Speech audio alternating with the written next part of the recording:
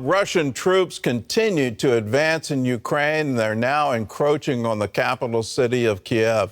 Credible reports also indicate that Russian soldiers are holding hostage the staff of the Chernobyl nuclear power plant. Critics say President Biden's sanctions on Russia aren't tough enough, and many warn that Putin's endgame goes far beyond Ukraine. Brody Carter has the story. People in Ukraine's capital of Kyiv woke to gunfire in several areas today as Russian forces pushed deeper into the country. The outskirts of Kyiv felt the brunt of the aggression after unleashing airstrikes on cities and military bases. Intelligence wars of Russian spies and saboteurs near Kyiv. Every day, people have been forced to hide in subway tunnels from missile strikes, now targeting residential buildings. The city of Kyiv is home to more than 2.8 million people. Many have become journalists on the ground, using cell phones to capture the first images of war. Russian troops have entered from the north, east, and south. The president of Ukraine says Kyiv is the main target. Ukraine's president urging citizens to stand and fight. CBN's George Thomas is in the city of Lviv in Ukraine. President Zelensky urged everyone between the ages of 18 and 60 to take up arms. They are no match for the Russian army. And the reality is that in a fairly short order, Ukraine could be in the hands of the Kremlin. Russian forces have also taken over many strategic positions, including the Chernobyl nuclear power plant. We are outraged by credible reports that Russian soldiers are currently holding the staff of the Chernobyl facilities hostage. President Biden and U.S. allies responding to Russia's invasion with sanctions. Today, I'm authorizing additional strong sanctions and new limitations on what can be exported to Russia. This is going to impose severe cost on the Russian economy, both immediately and over time. Critics, including Ukrainian President Volodymyr Zelensky, says those sanctions are not enough. Sir, sanctions clearly have not been enough to deter Vladimir Putin to this point. What is going to stop him? No one expected the sanctions to prevent anything from happening. But others argued that the administration had argued the threat of sanctions was designed to stop an invasion. And they say more sanctions are needed now. Putin also raised another threat, that Russia might use nuclear weapons if anyone tried to use military action to stop its takeover of Ukraine. And Putin may have more on his mind than just Ukraine. The president was asked today, what if this goes beyond Ukraine? And he said, if Putin moves into NATO countries, we will be involved. He said, we will be involved. Is this a possibility? Is it a possibility that Putin goes beyond Ukraine? Sure, it's a possibility. Like many international analysts, the president says capturing Ukraine is not his ultimate endgame. He has much larger ambitions in Ukraine. He wants to, in fact, reestablish the former Soviet Union. That's what this is about. Brody Carter, CBN News. Well, for more analysis on this story, joining us is Victoria Coates. She's a distinguished fellow at the American Foreign Policy Council, and she's a past deputy national security advisor under President Trump. So tell us, what are Putin's long-range goals beyond Ukraine? Well, good morning, Gordon. Thank you for having me on. I think, unfortunately, we're watching play out in real time Vladimir Putin's stated ambition to reassemble the Soviet Union. And, you know, a year ago, it would have been unthinkable to have tanks rolling into a sovereign nation and an ally of the United States like Ukraine. But that's where we are now. And I think the administration has to start taking very, very serious steps to stop this contagion from spreading into our other NATO allies in Europe. Well, if other NATO allies are invaded, and that's, you know, you look at a map and you can see the NATO countries surrounding Ukraine, what would then be triggered under the current treaties with NATO? Well, we do have what are known as our Article 5 obligations, which is that force is a possible response when a NATO ally is attacked. And the only time Article 5 has been invoked is after the terrorist attacks in the United States on 9/11. So it's very, very rare. But in the case of potential incursions into Poland or the Baltics, I think right now the administration has to take the strongest possible steps so Putin knows there is going to be very significant ramifications if he takes that action. And so the sanctions that we've seen so far just simply are not strong enough. And I'd point out that in January, bipartisan support for sanctions on Putin's Nord Stream 2 pipeline were on the table in the Senate and could have passed. And the administration chose instead to lobby against those sanctions. So we've had these opportunities to send a message to Putin. It's long overdue, and they have to start today. Well, he's already put nuclear weapons on the table. He's already said if there's any response, he is willing to use nuclear weapons. Are we looking at World War III? We don't have to be, Gordon. That's the whole tragedy of this situation. It is happening because of the inertia and I would say the myopia of the U.S. administration, which seems far more focused on getting a new deal with the Iranian regime in Vienna on the nuclear program and on climate issues than they are on actually stopping World War III from breaking out.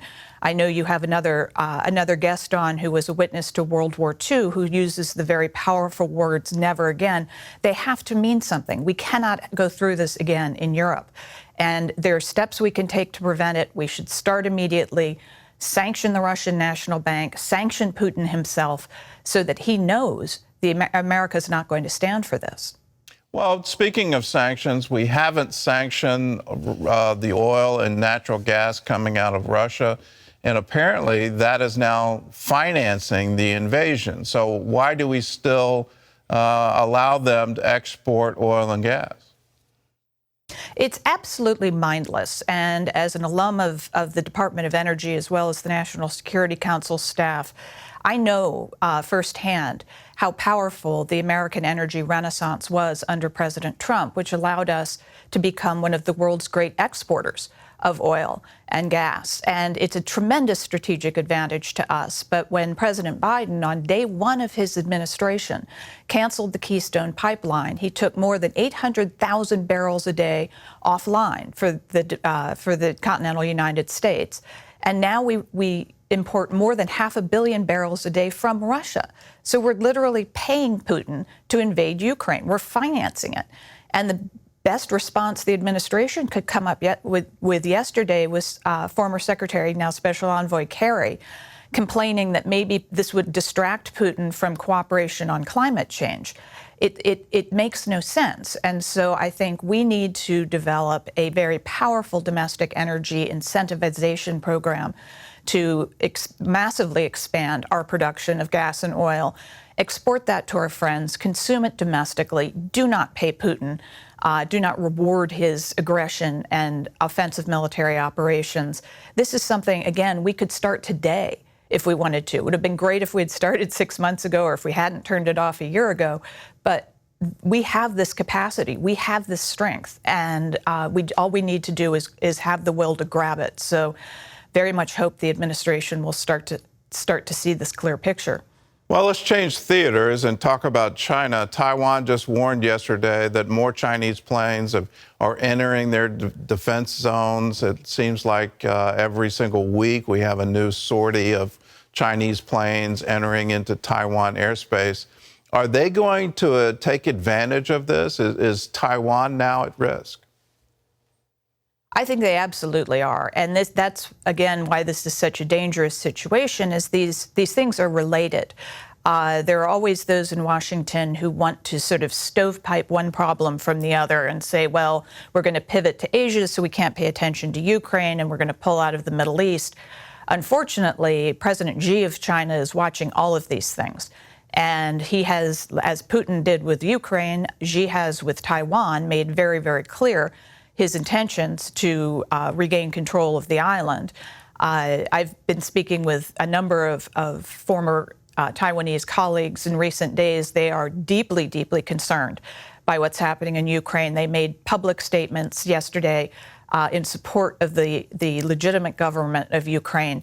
And I think, again, as the United States, we have to be extremely firm on this. We have to make our red lines clear on Taiwan. And for us, I mean, this is not simply a case of supporting another democracy, something I'm in favor of, but Taiwan is such a critical partner in terms of the semiconductor industry and other high-tech products we desperately need in this country. You know, this is simply a case of self-interest that we cannot afford to lose Taiwan. And so getting the administration very clearly focused on that, even given these other crises that are burgeoning up around the globe, I think is critical. Could you spell it out for us? I'm not sure the average American understands the impact here. So we've seen wheat prices go through the roof because Ukraine is one of the world's largest suppliers of red wheat. We've seen oil and gas go up because of the conflict. What would happen if China invades Taiwan? How would that impact the average American? Well, I would take it right back to the semiconductor industry, the semiconductors that power so many things in our lives, from cars, you know, computers, whatever products that we need and want.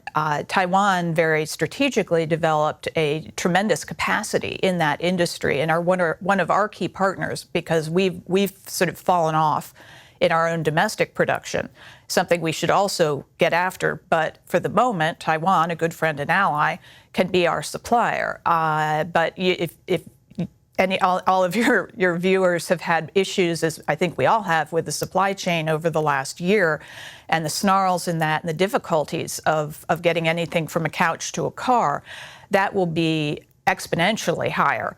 And so, you know, you will have compounded the inflationary pressures from the Ukraine invasion, with potentially a disruption in goods and supplies into the United States because of Taiwan. We could be looking at a very difficult period. Well, Victoria, thank you for the analysis. Thanks so much for being with us. Wish I had better news. Thanks, Gordon. All right, thank you. If you're interested in helping people in Ukraine, Operation Blessing, CBN, we've been working there for now over 3 decades. We have disaster relief teams forming on the border of Poland, but we're also right there in the really hard-hit areas, the eastern part of Russia.